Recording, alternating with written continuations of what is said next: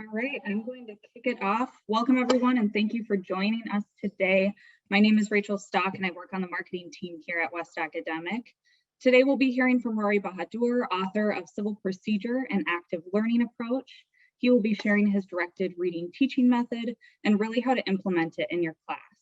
We'll also be hearing from some of his former students about their learning experience using his directed reading method. A few things I wanted to mention before we get started today. We linked to some examples from Rory's book and teacher's manual in the invite email. These may be helpful to have open and available during the webinar. And lastly, we do have some time saved at the end for a Q&A portion, so feel free to submit your questions and we'll make sure to get to them. And with that, I will hand it over to Paige Britton, who is one of Rory's former students at Drexel. All right, hi. My name is Paige. I'm a 2L at Drexel. I'm in the accelerated program there, so I'm doing my JD in 2 years. And so I started last May. And one of the first things that I had to cope with was Professor Bahadur and his directed reading questions. And I can tell you that to a person, those of us in the torts class did not like the directed reading questions at first. We found them rather burdensome because we had to read all of this material and then we had to answer these questions and send our answers to our professor before class, and that just felt like a lot. But after a little while, we realized that the investment paid off big time. For myself, I'm a really strong reader, so I can assume that I have paid attention to all the right details and I've got the gist of the opinion down, I'm good. And then I'd sit down with those directed reading questions and I'd be like, wait, that wasn't in the text. I didn't see that. And I'd have to go back and look and find out all the things I'd missed. So it made me engage with the text much more and made it stick in my head better. Sometimes he would ask us these questions that we didn't know the answers to, and he knew we didn't know the answers to them. But the fact that we worked on that ahead of time it's like it prepared the ground for him to plant this little seed of knowledge whenever we had our class, and it would stick a little better too. That's my perspective as a student, but I can add that I'm a teacher too. So I'm really aware of the pedagogical choices that my instructors make. And I noticed what was happening with this tool from the start. Because we all engaged with this material and sent our answers to our professor ahead of time, he could survey some of those answers ahead. And I know that's one of the strategies that he gives for using this tool. And then he could just see who gave a decent answer. And then he would warm call us, which is when he would say, hey, so-and-so, I really liked the answer you gave to question number 6. Would you share it with the class? And that was just such a confidence booster. And he could do it for everybody, not just like the high achievers. It was the shy people and the people who wouldn't turn their cameras on and the people who weren't as confident about their learning. So I would say he gave us 2 good gifts with this directed reading question tool. The first being that extra engagement with the material. So we held on to it, we retained it better. And the second just being this opportunity to celebrate positive success, because he knew the answers ahead of time and he could call those out. Next, we will hear from Ryan. Good afternoon, everyone. So I also am a 2-year AJD at Drexel. And what I can tell you is that time really matters to me.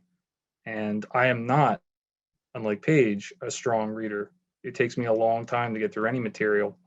So one of the problems I have is opening up any given case for any given subject and struggling through it to figure out what is the point. So the directed reading questions do not give you the ball, but they help you find that ball a lot faster. And when you're able to get that ball in your possession, it's not going to teach you to dribble. It's not going to teach you how to shoot the ball, but it helps you to get a better grasp on what the material is. So if you're someone like me who is going to struggle through it, it makes that struggle much more worthwhile. And I attribute any success I've had to that struggle. So the other thing I can tell you is that the difference in class time for me was noticeable, because whereas most of the classes I have that do not have directed reading questions, you show up and everyone has supposedly read the material and the professor asks, what did you guys think of whatever given topic? Here, we already have reference points for well thought out discussion. So it allows the professor to hone in on that material once again. The discussion is still fluid, and it can still be, like tennis ball back and forth, but the structure and the lattice work is there for things to grow upon it. So I hope that's helpful. The only other thing I'll add before I go is that I have consistently asked that professors start using directed reading questions on every course evaluation I have done since I took this class. That's it. Thank you. Thanks, Ryan. Next, we will hear from Audrey. Hello, I'm Audrey Mackey. I'm a 2L at Washburn.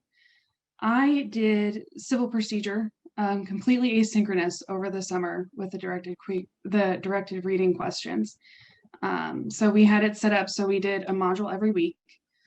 Usually ended up being 3 to I think 7 lessons for every module. And I will admit that first week I almost didn't make it. I was put completely on my own to try and regulate my reading and watching habits. So we had to do the readings, submit the directed reading questions, then we could get a video of the lesson and then resubmit the questions at the end to kind of show where we ended up. And just like Paige and Ryan said, it was a lot of effort up front, but it all paid off. I mean, it wasn't blindly skimming cases going, I have no idea what this means. It was very focused on somewhere in this paragraph is a key point, and I don't know where, but I'm going to read it 6 times and I will walk away knowing something. And then when I eventually, watched the lessons, it wasn't a lot of note taking. It was really more editing the notes that I already had to add nuance, to correct misunderstandings. And when it came time for the exam, I honestly didn't study at all because I had already done the learning up front. I didn't have to build an outline to teach myself what had gone on in the class. I had already learned it. Aside from that, I also had the enormous good fortune of being a TA for Ryan and Paige's class. And I am not a professor at all. So I was not approaching it from a substantive view. But when students would reach out to me to ask questions or clarify, it was really easy for me to go into their directed reading questions and see, all right, I kind of get where maybe your reasoning broke down, where maybe you missed an issue or two. And I didn't have to question if I was giving them the right answer or if I was putting them back on the right track, because the entire thing had already been laid out by the professor. Professor Bahadur had all the knowledge they could possibly need right there in the directed reading questions if they just knew how to put it all together. So that was a great tool for me just to try and assist the students in nailing those things down for sure. Thanks, Audrey. Next, we'll hear from Nicole. Hi, I'm Nicole. I'm a 1L at Washburn, and I had my first ever law school experience on Zoom, and so I was terrified. The directed readings for me were a huge source of comfort because I had no idea what to expect. I did an English degree in undergrad, so I was used to reading and reading a lot, but not critically, not to pull out this sort of information. And so it helped me to understand as I was reading, to know the kind of things that I was looking for to pull out, but then also to understand where my understanding was insufficient or if I had a misunderstanding before I got to class. And then I didn't have to spend my class time trying to figure out where I was wrong and get the new information that was coming in to support those readings. So that for me was incredibly helpful. Also, because I had no idea what I was doing in any of my classes, this helped me to shape the way that I prepared for everything. so that I was able to take the skills that came from those directed readings, and I didn't do it formally with actual directed reading classes or questions for my other classes, but it helped me to get in that mindset of looking for these certain things, so that it wasn't just, okay, who was suing who and why were they angry. I could actually understand why I needed to know that and what parts of the reasoning that the court gave in their opinion were going to be useful to me. It helped me to separate that dicta from what actually mattered.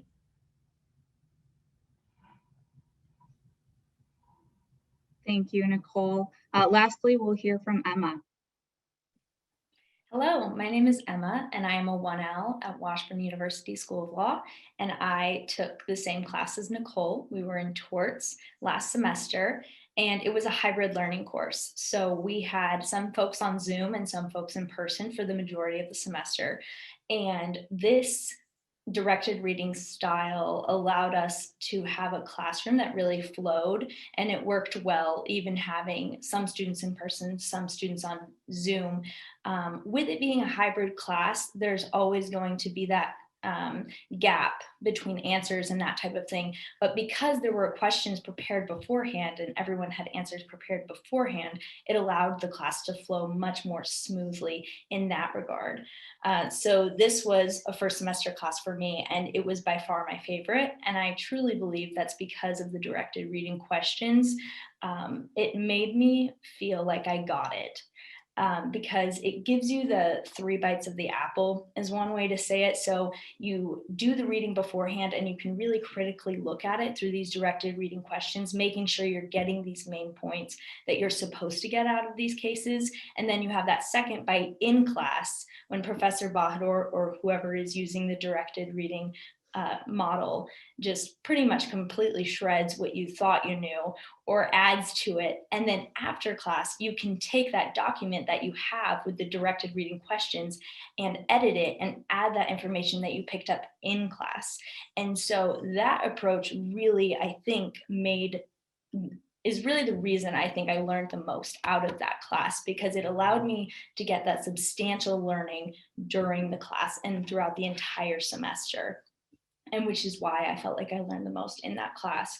And then I also wanted to add, there is a micro grade element to it. You get a very small grade for this directed reading, and it just helps you know if you're on track as far as the work you're putting into it, which is very helpful. Professor Bahadur would let us know if our answers weren't sufficient, if we should be doing more on the back end to really understand. And so following that really helped me kind of mark where I was at in the class and how I was doing. And then, as I said, I learned the most in this class by far. And I think it helped everyone. And as one of the students mentioned earlier, everyone in class got a chance to speak, which I think is really influential to students. A lot of the times it's just those students who feel the most confident talking in class, and some students will never raise their hand. And this allowed almost every class, every one of the students would speak, because there were enough questions and questions spinning off from the original directed reading questions where everyone had a chance to talk. And I think that actually it added to everyone's learning, and it definitely added to those individual students' learning who weren't necessarily the ones who were going to offer to speak in class. So overall, a phenomenal experience for me and the other students who took the class. I hear that all the time. I hear, as the other students mentioned, that we wish all of our professors did this. In one of my classes this semester, one of our professors has started doing something similar to this, where he's giving us questions beforehand. And just in the few classes where he started doing that, I can see that I understand the reading a lot better, because now I know where to focus. And so this class helped me learn how to do law school, and it helped me be successful the rest of the semester and starting out in my second semester. Well, thank you all so much. That was really helpful to hear your experience using the directed reading method. Next, we'll hear from Rory. So Rory, take it away. Okay, thank you. I'll go ahead and share my screen here, and hope that everyone can see the picture of the book that we'll be talking about. So I guess I should start this by asking the professors a question so we could sort of lay the groundwork for where this is going. And I'd like you to answer this question in your head. So I hope that pretty much you say that student would not do well if all they did was come to class, take notes, never read before, never read after.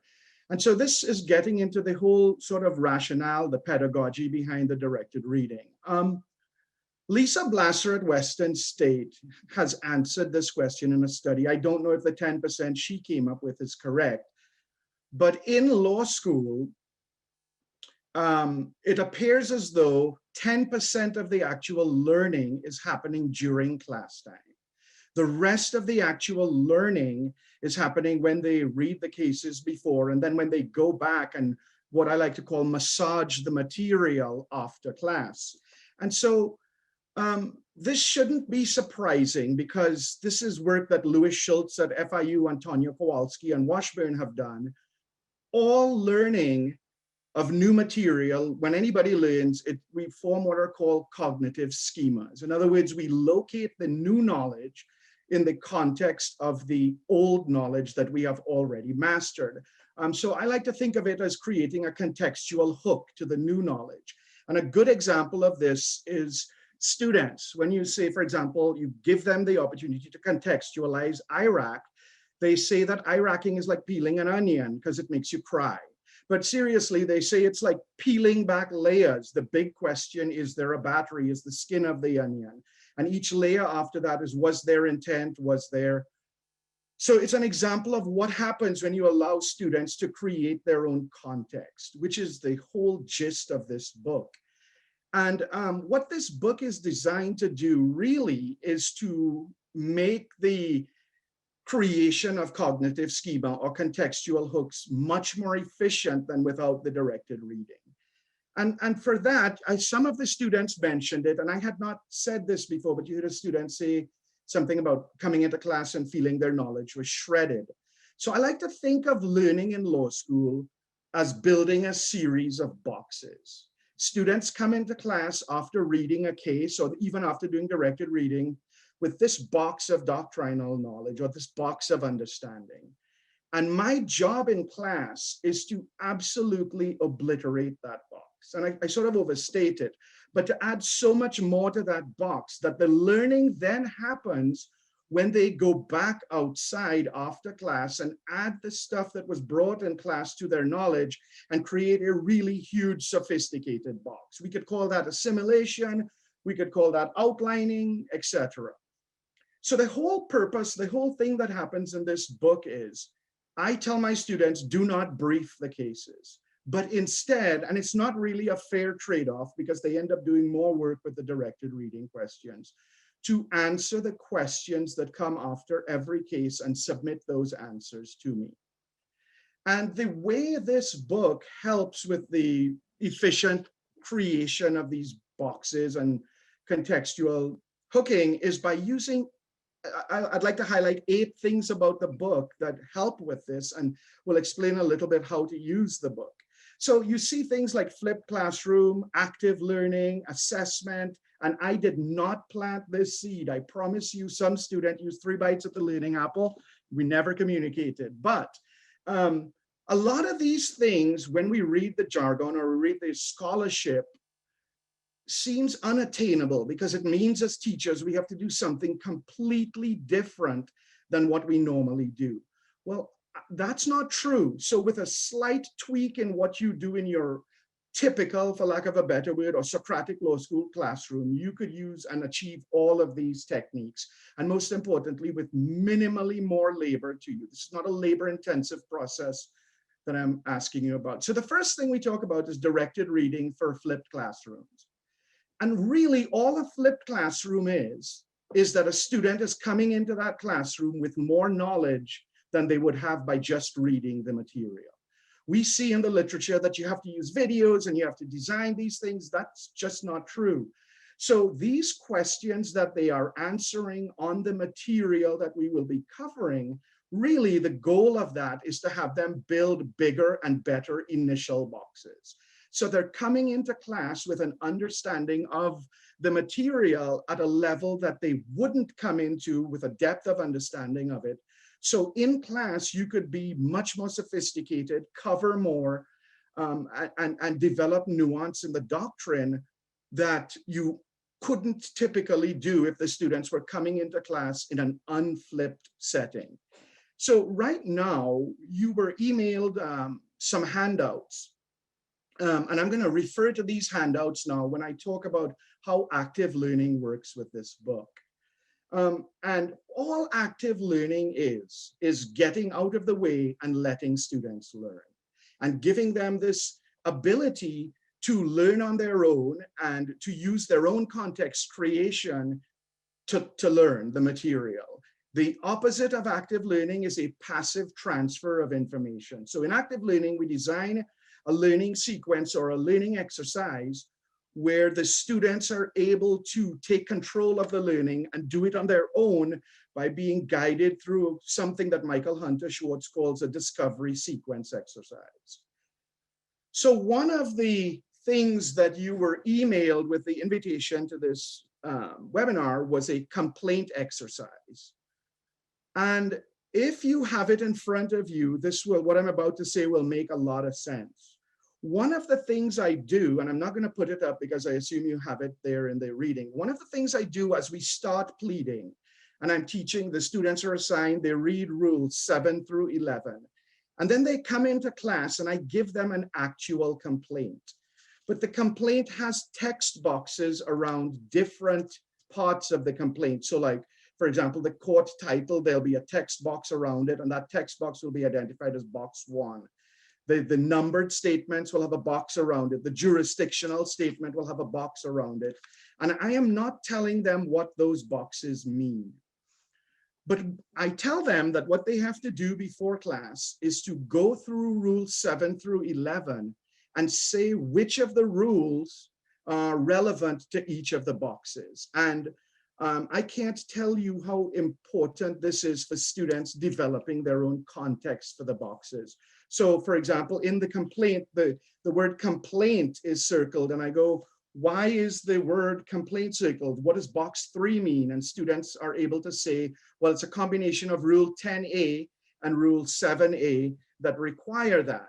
For example, in the complaint, I put in a text box the statement that says, for box 7, plaintiff realleges paragraph 1 through 16 above. And I ask, why is that in a text box? What rule? And it's interesting. Students often say, well, professor, it's 10B because rule 10B says you could refer to a complaint, to allegations in a complaint elsewhere. And then I show them how they need to develop this careful rule reading. And it's not 10B because 10B governs adoption of statements in one pleading in another pleading. But that this is actually 10C, which is incorporation of reference in the exact same pleading. So that's an example of the active learning that happens. Students are going to come into that class with a much deeper understanding of rules 7 through 11. And I could start asking students, where in this complaint is the 8A2 statement? Where in this complaint is the special damage statement? And they already know where those things are in the rule because they've been using an exercise to discover that and create context. And then in the discovery chapter, I do this complaint that I gave the students. I come into class and I make a joke. I give the students the answer to the complaint. And I say, in a few months, you may get this memo, dear nameless cubicle bound associate. Here is a complaint and here is an answer. Tell me what I need in discovery. And this is the 5th or 6th civil procedure class. But I then tell the students to look at the answer and put an A next to every allegation in the complaint that's admitted and a D next to every one that's denied. And then I tell them, do we need discovery on the ones that are admitted? The answer is no. Do we need discovery on the ones that are denied? Yes, because that's at issue. And so without telling the student anything, the student understands how pleading shapes and flows into the next stage of the litigation, which is typically discovery. By looking at a complaint and an answer, we could begin to think about how that relates to discovery. And I also have this exercise. It's a simple exercise if you're looking at the handout for the Rule 26 contextualization exercise. I have this long fill in the blank exercise where I rewrite Rule 12 in my own, like if I was a person in a bar, in casual language. But I have blanks in the exercise, and there's a table of statements that the students look at. And that table of statements has actual language from Rule 26. So they have to read Rule 26 and see what Rule 26 says, and then begin to place those statements in a plain English version of Rule 26, forcing them to read and understand Rule 26 at a level that they wouldn't ordinarily understand. And all of those things are in the casebook, and the answers are in the teacher's manual. The other thing the book does is it takes advantage of pre-testing. And this has been written about recently by Paula Manning. When students are tested on information that they are not yet taught, the level of retention is much higher if they, as opposed to when they were not pre-tested. So the directed reading questions, students answer these questions and they go, okay, I got it, I'm coming in here. And then they realize that their understanding of the doctrine or the nuance of the doctrine was fairly superficial compared to what it is. But then when they're going back now and adding the stuff that was brought in class to try to re-answer or reformulate their answers to the directed reading, they would have been pre-tested on the material, and the learning is more effective. But the one super, I think, original thing that I do in this book is something that I learned the hard way, something I call alternative contextualization. And it forces students to to explain something they've already learned when they learn something new. So they learn something new months after, weeks after, and I'll say, how is this similar to this other thing we learned before? And the learning theory there is that by explaining something you already know or think you know in the context of something else, you force a contextual hook, or you create a cognitive schema that links the old knowledge to the new knowledge. And so that explaining the new concept, the old concept in terms of the new concept, results in higher understanding of both concepts. And I'll give you an example of that. So one example of that, using the question I have in the casebook, is this. I use this example you're about to see to reteach the Rules Enabling Act and HANA in the Erie Doctrine, which a lot of students struggle with because HANA is the first time they are introduced to this bludgeon-like federal common law that wins if there's a direct conflict, as opposed to the guarantee trust, Erie, relatively unstructured test. And I use something from the collateral order doctrine when we do the Mohawk case to actually reteach HANA and the Rules Enabling Act, to create this alternative context. So I'll let you read. Here's a question, one of the directed reading questions that we do in the collateral order doctrine.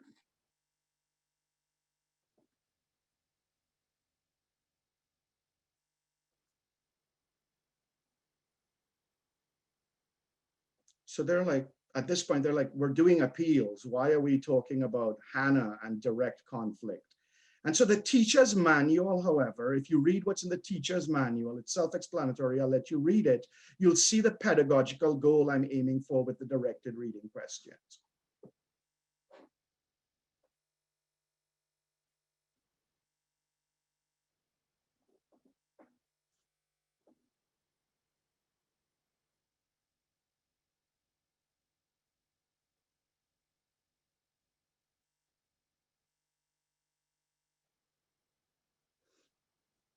And this alternative contextualization shares the essential hallmarks of these really new, cool teaching techniques called interleaving and spaced repetition, revisiting older material at intervals. But this is exactly what's in the teacher's manual in response to the question the student is asked in the casebook.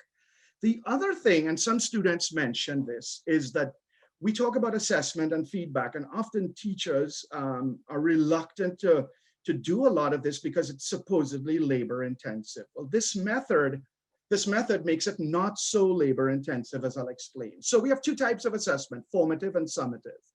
And you heard some students say they compared their pre-class answers to what happened in class, to the post-class answers.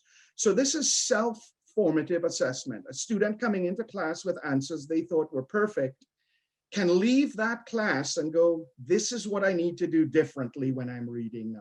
I now understand why I didn't read Rule 26 carefully. I now understand I didn't spend enough time on Rule 12. So they are self-assessing, but also a year ago, I heard about this magic thing called an LMS, or learning management software. The first time I used one was when I taught at Drexel last year. And basically that translates into D2L, Canvas, or Blackboard. And one of the things I do with these questions is I have the students, now I've grown to where I have the students submit them 12 hours, they're due 12 hours before class starts. And in a class of almost 60 people using learning management software, which organizes the assignments in a way that you could scroll through them effectively, it takes about 45 minutes to go through the directed reading questions for a class of 60. But you could write comments on that very quickly. It's not labor intensive at all. And it's also, what I do is I give the students like 30% of their grade is based on the answers to the directed reading questions. And they don't have to get the directed reading questions correct. They just have to show me that they made a minimal, not so minimal, a certain level of effort. And I have seed questions in there that any student just doing the basic reading would have the answer to. And I know there are questions in there that I don't expect them to get right. But I could tell if, for example, if I ask, on what day did so-and-so happen in this case, and a student gets that wrong, that student hasn't spent the minimum amount of time reading the material that I expect them to. So I give them a small grade for each of their submissions, and it'll add up to like 30%. So you're covering the summative assessment. But the other thing that summative assessment does is it provides you feedback, because I am now going into my class knowing the topics and questions that the students struggled with the most. So I could tailor my lecture or my presentation or my discussion of the questions to make sure that that really difficult thing, like the dormant commerce clause, is covered effectively, or the waivers in Rule 12 are done effectively. But there's another aspect of feedback that students do, and I've done this mostly in the asynchronous class. I sometimes ask a student to submit after class what they now think the answer is to a question that they submitted to me before class. And usually it's that one question with a very difficult topic, like explain the difference in foreseeability between proximate cause and duty. And I could look at that and be assured that my learning goals were achieved in the classroom based on the students' post-class answer to the question when I compare that to their pre-class answer. And you heard this 3 bites at the apple. It's really important in terms of directed reading. We have questions that are done at home by novices. The questions are discussed in class, and then the questions are revisited and the students incorporate the knowledge into class.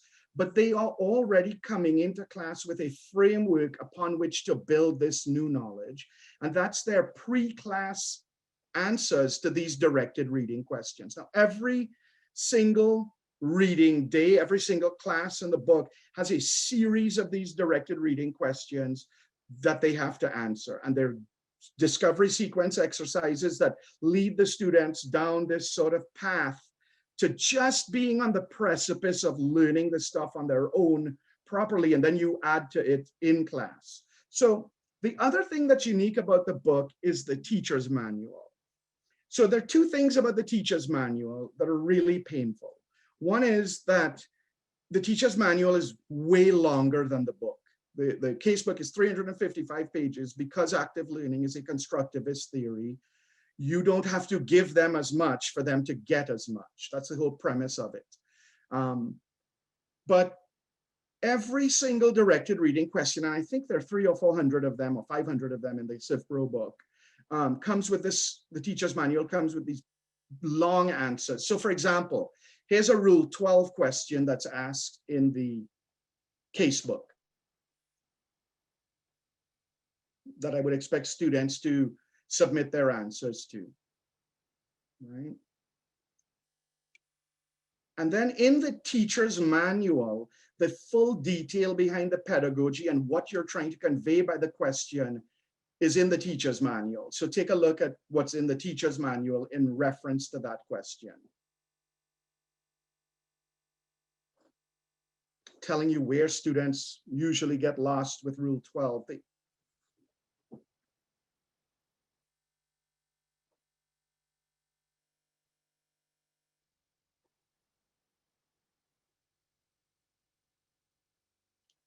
The aim of the teacher's manual is for you to not have to, if you adopt the book, go to a treatise, go to anything to teach this material. The answers are full. And if Rule 12 isn't exciting enough for you, let's do the cool CivPro stuff. For example, I ask students this directed reading question. And the case book, this is, I'm going to show you what's in the case in the teacher's manual in response to this question. And so what you will notice is that it points to exactly the language in the case that answers the question. So the students would have read the case, and you could go back and now tell the students, what do you think this paragraph meant in the case, and identify for them. What do you think this paragraph meant in the case? And so that way you could make it really efficient, and you don't have to actually go through the case and formulate the answer yourself. And then one of the things that else going on in the book is this idea of these PowerPoint slides that I made using engineering design software. And they're keyed, as you can see, to the different questions in the casebook. So this is when I'm teaching default judgment and default. So the facts of the case say somebody was served on 2/7/85. They had 30 days to respond, and we know that is 3/7/85. But in the meantime, the defendant secretary obtains a 45-day extension, and this is the problem. The plaintiff thinks it's 45 days from the date. The defendant thinks it's due 45 days after the original due date. So all of these slides you can use as you teach the material. And guess what happens? On 410, the plaintiff requests an entry of default, and the clerk enters the default. And then I ask my students, why does this slacker lawyer file a notice of appearance or retention after the entry of default? And students at this point in time often blur the distinction between the entry of default and default judgment.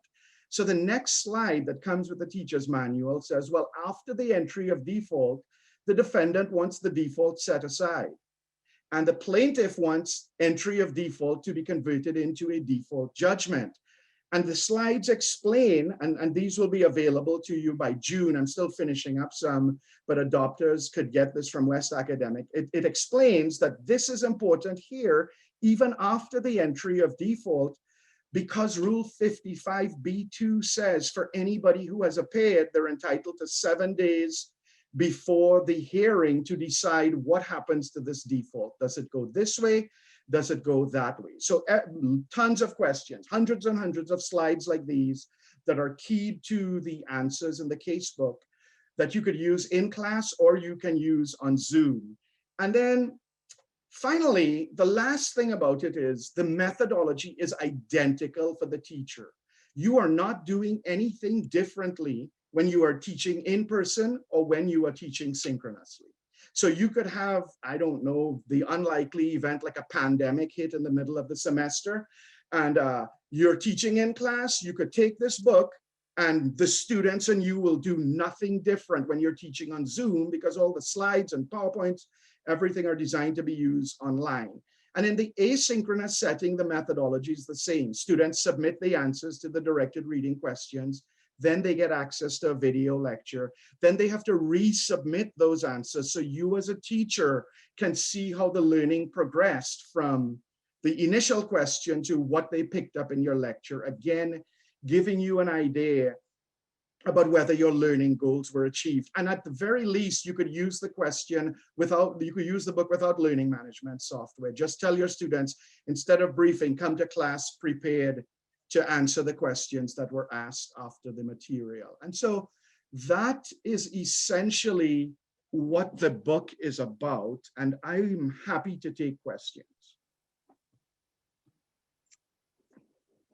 Great, let's open it up for questions. If you have any questions, please submit those in the Q&A portion at the bottom.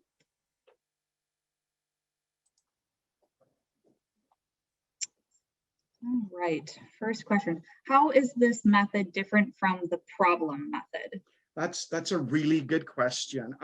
So a problem-based method to learning is an experiential method of learning. You fiddle around with the problem and then you understand the material. Problems have solutions. These directed reading questions are a little more nuanced than a problem. There are no solutions to some of these. There are just thoughts and concepts that you are trying to articulate, and they lead you incrementally on the way to an understanding of the material. So whereas like for Rule 12, I use problems as the directed reading questions. There are many situations where there really isn't an answer. The question is really designed to just incrementally move the self-contextualization needle as opposed to seeking a solution. All right, any other questions?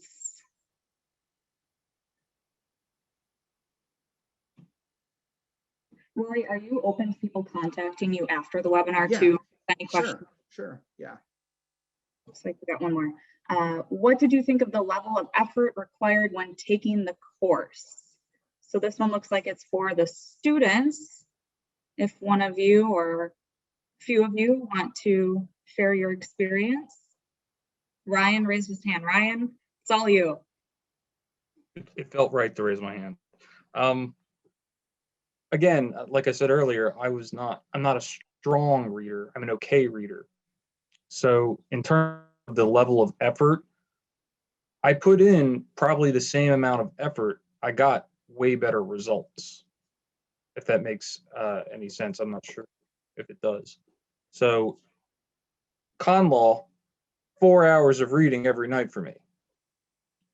This directed reading, not necessarily 4 hours, but we'll call it 2 hours, much more focused. That, like I said, it helps you find the ball. Professor Bahadur just said it's that incremental nature, really helping you to hone in.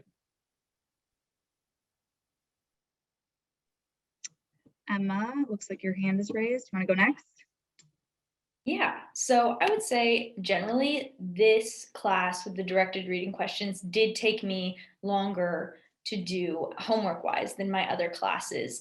But I will say it also made me learn a lot more and made me learn more in class. And I think this was mentioned earlier. I think Audrey might have mentioned it, that in class, you're worried less about getting down everything the professor is saying and more about editing your own answers and seeing how they've been affected by this new knowledge. So I will say it does add a little bit of time on the back end for some students.